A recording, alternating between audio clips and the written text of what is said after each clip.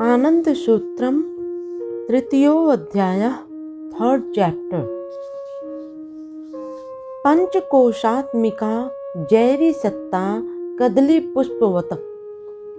जीव मन केले के फूल की तरह पंचकोशात्मक है। भावार्थ, प्रति संचर धारा में चित्त श्रेष्ठ हो जाने के बाद ही धीरे धीरे मन का व्यापक विकास होता रहता है। इस विकास धारा में अनुदेह का स्थूलतम कोश काममय कोश, उससे भी सूक्ष्म मनोमय कोश, उससे भी सूक्ष्म अति मानस कोश, उससे भी सूक्ष्म विज्ञानमय कोश तथा उससे भी सूक्ष्म हिरणमय कोश होता है। अणु का स्थूल आधार अन्नमय कोश संचर धारा की संपत्ति है। काममय कोश को स्थूल मन, मनोमय कोश को सूक्ष्म मन एवं अति मानस, विज्ञानमय तथा हिरणमय, इन तीनों कोशों को कारण मन भी कहा जाता है। स्थूल मन के साक्षी पुरुष को प्राज्ञ, सूक्ष्म मन के साक्षी पुरुष को तेजस और कारण मन के साक्षी पुरुष को विश्व भी कहा जाता है। जैवी सत्ता के स्थूल आधार संचर स्थिति अन्नमय कोश को स्थूल देह, काममय कोश से हिरणमय कोश तक पंच कोश को सूक्ष्म देह एवं महातत्व तथा अहम तत्व को समान देह कहा जाता है। कदली पुष्प केला का पुष्प के जैसा इन कोश समूहों में भी स्थूल को हटा देने पर ही सूक्ष्म को समझा जा सकता है।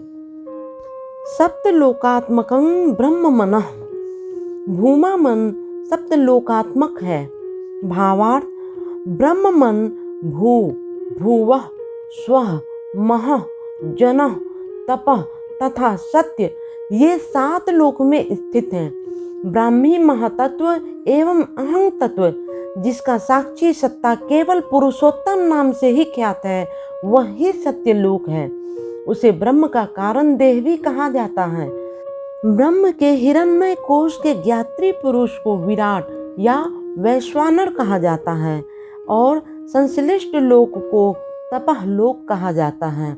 ब्रह्म के विज्ञानमय कोश के साक्षी पुरुष को भी एक ही नाम से अभिहित किया जाता है तथा इस लोक को जनर लोक कहा जाता है। ब्रह्म के अति मानस कोश के साक्षी पुरुष का भी एक ही नाम से अभिहित किया जाता है तथा इस लोक को महरलोक कहा जाता है। ब्रह्म के अति मानस कोश के साक्षी पुरुष का भी एक ही नाम से अभिहित किया जाता है तथा इस लोक को महरलोक कहा जाता है। इन तीनों कोशों का मिलित नाम ब्रह्म का कारण मन अथवा ब्रह्म की सूक्ष्म देह भी है।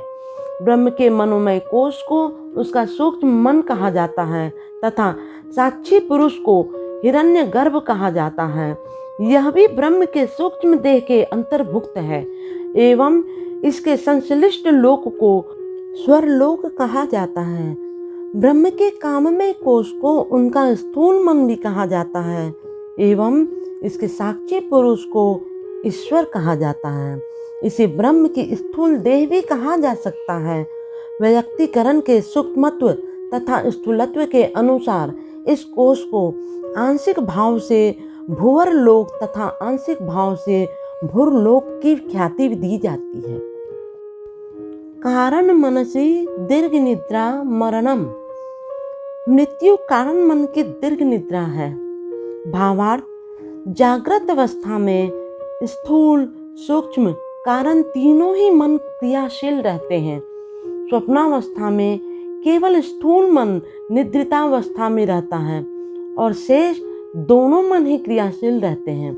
निद्रितावस्था में स्थूल तथा सूक्ष्म दोनों ही मन निष्क्रिय रहते हैं। केवल कारण मन जगा रहता है एवं वही शेष दोनों मनों का काम करता जाता है। शरीर तरंग के साथ मानस तरंग की जब समान तरलता विच्छेद हो जाती है तब कारण मन भी निष्क्रिय हो जाता है। इस अवस्था को मृत्यु कहा जाता है। मनोविकृति विपाकापेक्षिता संस्कार। विकृत मनस धातु अभिव्यक्ति प्रतिक्षारत ही संस्कार है। भावार्थ, सत या असत जो भी कार्य क्यों न किया जाए, इसके कारण एक प्रकार की मानसिक विकृति उत्पन्न होती है। विपाक अर्थात कर्म फल भोग के द्वारा मन पुनः स्वाभाविक अवस्था में लौट आता है। जिस क्षेत्र में कर्म तो किया गया है किंतु फल भोग हुआ नहीं है, अर्थात विपाक अपेक्षित रह गया है, इस अपेक्षित विपाक का नाम संस्कार है। मृत्यु काल में कारण मन में जिस प्रकार का संस्कार रह जाता है, विपाक के द्वारा उस प्रकार के संस्कार भोग के लिए प्रकृति उस विदेही मन को विभिन्न जीवों के गर्भ में संस्कार अनुयायी मानस तरंग के साथ समान तरलता युक्त जैवी देह से संयुक्त करा देती है। विदेही मान से न कर्तृत्व न सुखानी न दुखानी। विदेही मन में कर्ता भाव व सुख दुख का बोध नहीं होता है।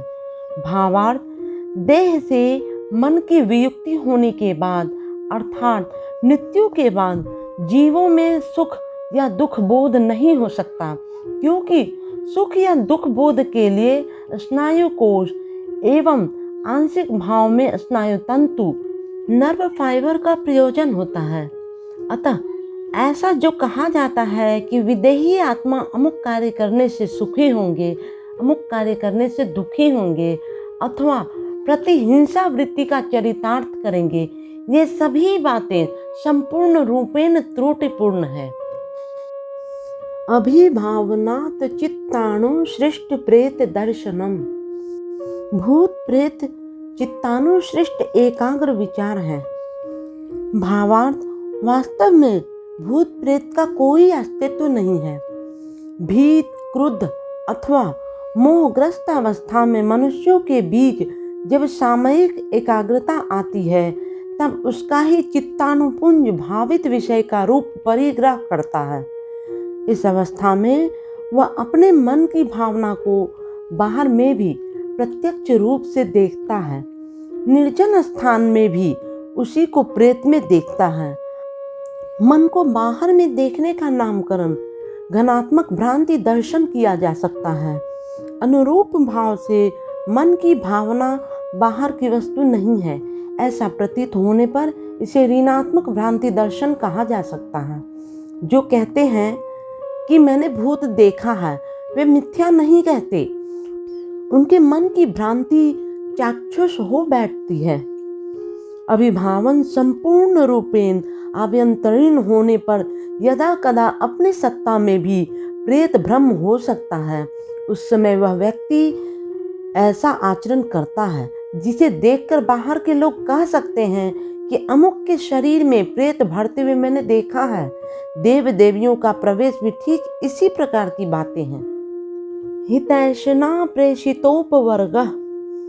हित की भावना कर्म समाप्ति पर सर्वांगीण कल्याण प्रेषित है। भावार्थ, कर्म समाप्ति के बाद जो फल होता है उसके पश्चात भी ब्रह्म की हितैषणा ही रहती है। अन्याय कर्म की शास्ति मनुष्य को अन्याय कर्म से दूर रहने की शिक्षा देती है। सत्कर्म का शुभ फल मनुष्य को शिक्षा देता है कि असत कर्म करने से इस प्रकार का शुभ फल और पाया नहीं जा सकता है। मुक्तया कांगक्षया सद्गुरु प्राप्ति। मुक्ति की उत्कट इच्छा की दृढ़ता से सद्गुरु मिलते हैं। भावार्थ, मनुष्य में जब मुक्ति पाने की आकांक्षा प्रबल भाव से उदित होती है, तब उस आकांक्षा से ही सद्गुरु मिल जाते हैं। ब्रह्मैव गुरुरेकः न परः। मात्र ब्रह्म ही गुरु है, अन्य कोई नहीं। भावार्थ, एकमात्र ब्रह्म ही गुरु हैं। वे ही विभिन्न आधार के माध्यम से जीव को मुक्ति पथ का संधान लगा देते हैं। ब्रह्म के व्यतिरेक, ब्रह्म के सिवाय और कोई भी गुरु पद वाच्य नहीं है। बाधा सा युष्माना शक्ति सेव्यम स्थापयति लक्ष्ये। बाधाएं लक्ष्य प्राप्ति की सहायक शक्तियां हैं। भावार्थ, साधना मार्ग में बाधा प्रकृत पक्ष में मनुष्य का शत्रु नहीं वरन मित्र है। वह मनुष्य का सेवक है। बाधा के फल से बाधा के विरुद्ध संग्राम चलता है और उसकी चेष्टा ही साधक को लक्ष्य की प्राप्ति करा देता है। प्रार्थनार्चनामात्रैव ब्रह्म मूलम। प्रार्थना अर्चना ब्रह्म श्रेष्ठ करती हैं। भावार्थ, ईश्वर के निकट प्रार्थना करना बेकार है, क्योंकि जिसे जिस चीज की आवश्यकता है वे उसे तो वह दे ही देंगे। अर्चना खुशामद करना छोड़ और कुछ नहीं है। भक्तिर भगवत भावना न स्तुतिर न अर्चना। भक्ति भगवान की भावना है, अर्चना नहीं। भावार्थ, एक निष्ठ भाव से भगवान की भावना लेने का नाम ही भक्ति है। भगवान की स्तुति गाना या विभिन्न उपाचार से अर्चना करने के साथ भक्ति संबंधित नहीं है, तो भी भक्त की इच्छा होने पर वे ऐसा कर सकते हैं, किंतु वह भक्ति साधना का अत्यावश्यक अंश नहीं है।